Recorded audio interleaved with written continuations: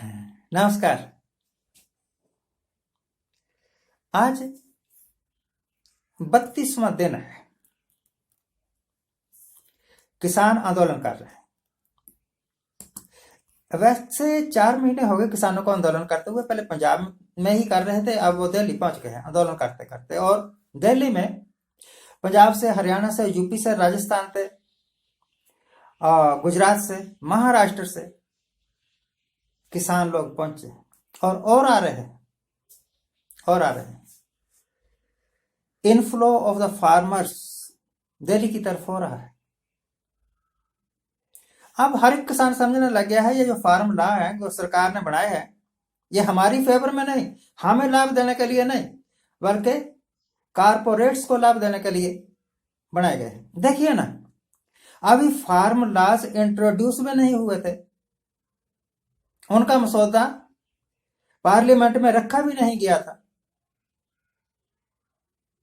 कि अडानी अंबानी के स्टोर्स, अडानी है के बड़े बड़े फूड ग्रेन के स्टोर बनने शुरू हो गए थे और अब तक वो बनकर तैयार है। टारगेट ये था कि जैसे ही ये लॉ पास होगा, अडानी और अंबानी इस लॉ का फायदा उठा सकेंगे। मैं नहीं कहता अडानी और अंबानी ही, और भी कई होंगे इनके चमचे, परंतु इन व्यू ये जो सरकार ने लॉ बनाया है उसका अगर हम पोस्टमार्टम करें ना, तो ये लॉ कहता है कि कोई भी कारपोरेट कितना भी अनाज स्टोर कर सकता है खरीद के। पहले essential commodity act Shrimati Indira Gandhi ने बनाया था। उसका पर्पज यह था कि लोग अनाज का भंडारण ना कर सकें बहुत ज्यादा, और मार्केट में अनाजों की कमी ना हो जाए।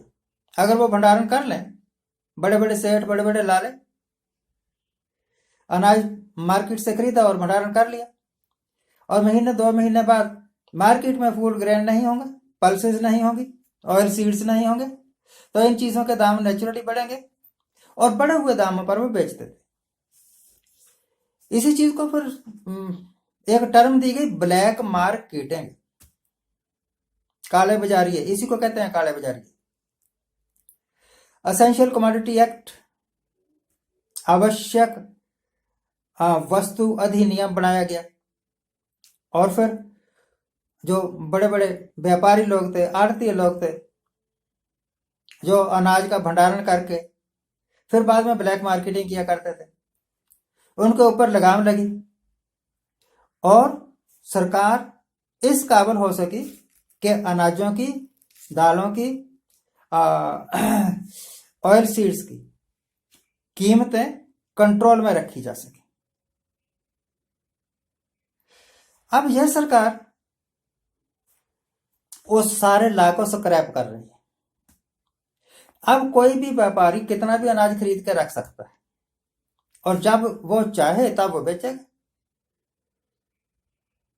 और अगर मार्केट में स्केर्सिटी आएगी तो सरकार के पास कोई तरीका नहीं है उस स्केर्सिटी को दूर करने का। सरकार गुलाम हो चुकी होगी इन कारपोरेट्स की, और कारपोरेट्स अपनी मर्जी की कीमतें बढ़ाएंगे। तो देखने वाली यह है कि किसान, अच्छा दूसरी बात, किसान करेंगे एग्रीमेंट इन कारपोरेट के साथ, और मान लो कि फसल हो गई वो सब स्टैंडर्ड है, और वो कारपोरेट्स कहते हैं कि हम नहीं खरीदते तेरी ये फसल, तब किसान कहां जाएगा? और फसल दूसरी जगह ही नहीं बेच सकते, क्योंकि उनके साथ हमने कांटेक्ट कर रखा है, बेचनी उसी के पास पड़ेगी। तो किसान इन कारपोरेट्स की मर्जी पर हो जाएगा। अगर वो चाहे तो खरीदें, अगर वो चाहे तो ना खरीदें, अगर वो चाहे तो एग्रीड कीमत दे दें, नहीं तो कह दें कि तेरी जो फसल है वो सब स्टैंडर्ड है, आपको ये पूरी कीमत नहीं मिल सकती, इस भाव देना है तो दे जाओ, नहीं तो जाओ। तो किसान के सारे हितों का कत्ल हो गया। इस किसान जागरूक है, किसान पढ़ा लिखा है, वो समझता है सब कुछ, इस करके वो एजिटेशन कर रहा है। वो कहते हैं, गवर्नमेंट कहती है किसानों को भरमा दिया गया है, ऑपोजिशन वाले भरमा रहे हैं, भ्रम फैला रहे हैं किसानों में। ऑपोजिशन वालों को तो फटकने में भी नहीं देता किसान अपने पास।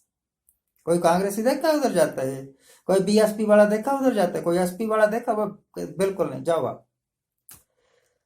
और जहां तक भ्रम की सवाल है, पंजाब के किसान, हरियाणा के किसान एमए पीएचडी पास हैं। आपके बहुत सारे मिनिस्टर ऐसे हैं जो 8वीं से ज्यादा नहीं पढ़े हुए, और प्रधानमंत्री को अपनी क्वालिफिकेशन पता नहीं कितनी है, आज तक कोई डिग्री भी नहीं दिखा सके, और जो डिग्री दिखाई गई वो जाली निकली। मैं कुरुक्षेत्र से एमए करके आया हूं, जो चाहे जब चाहे हमारी डिग्री की इंक्वायरी कर ले।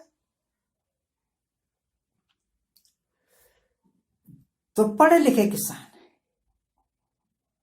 उनको कौन वर्गला सकता है, उनको कौन अपनी उंगलियों पर नचा सकता है। ये जो गवर्नमेंट है, जब इलेक्शन लड़ती है तो एक एक रैली में कई कई करोड़ रुपया खर्च देती है। वो पैसा कहां से आता है? कभी सरकार ने बताया, मोदी साहब ने बताया कि मेरी रैलियों पर इतना खर्च हुआ और ये पैसा मैंने यहां से लिया।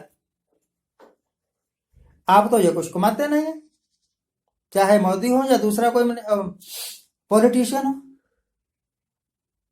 खर्चे इनके लाखों करोड़ों अरबों रुपए के, वो पैसा इनको ये कारपोरेट्स ही देते हैं, किसान नहीं देते, किसान के पास होता ही नहीं।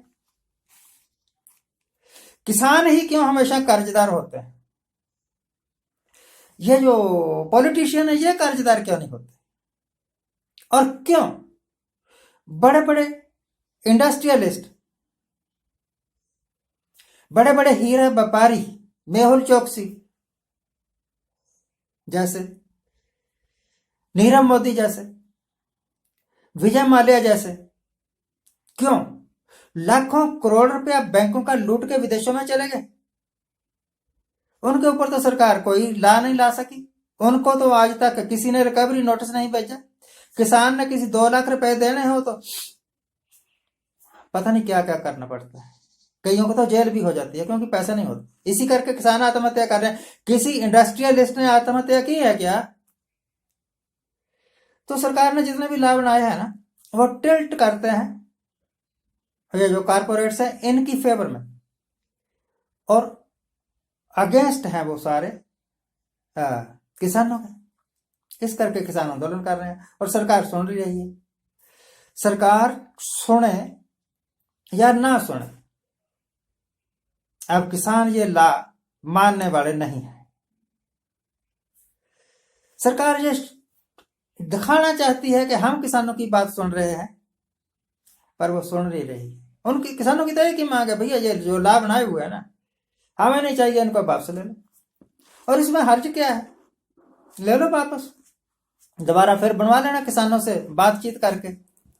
पर जिन लोगों से खरबों रुपए खाए हुए हैं चंदे के रूप में, वह इनको जीने देंगे? इस करके सरकार मजबूर है, वो इन लाभ को वापस नहीं ले सकती। जिनसे लाखों अरबों रुपया खाया हुआ है उनको क्या मुंह दिखाएंगे? वो मरवा देंगे इनको, और किसान मानने वाले नहीं। यही झगड़ा है। तो मेरी सिंपैथी किसानों के साथ है, क्योंकि वो सच्चे हैं। अगर सरकार सच्ची है तो वो सिर्फ एक बात का जवाब दे दे कि एसेंशियल कमोडिटी एक्ट को तोड़कर, यह क्यों कहा सरकार ने कि अब कोई भी व्यापारी, कारपोरेट कितना भी अनाज भंडारण कर ले, कोई लिमिट नहीं। और यह क्यों नहीं बताती सरकार कि अगर भंडारण करने के बाद मार्केट में स्कैर्सिटी आ जाएगी तो सरकार उस स्कैर्सिटी को कैसे पूरा करेगी? ट्रेडर तो तब बेचेगा ना, कारपोरेट तो तब बेचेगा जब उसको उसकी मनपसंद की कीमत मिलेगी। आज जो लोग चुप हैं, बोलते नहीं, जब ये लाभ पूरी तरह लागू हो जाएंगे तो सबसे ज्यादा प्रभावित किसान नहीं होगा, सबसे ज्यादा प्रभावित आम आदमी होगा, जिसको आज 20 रुपए किलो मिलने वाला आटा 100 रुपए किलो मिलेगा, 5 रुपए में मिलने वाला भुट्टा 50 रुपए में मिलेगा। ये है हकीकत। आज के लिए इतना ही। आज जिनका जन्मदिन है उनको हैप्पी बर्थडे। आज इनकी मैरिज एनिवर्सरी, उनको बहुत बहुत शुभकामनाएं। सदा सुखी रहिए, आनंद प्रसन्न।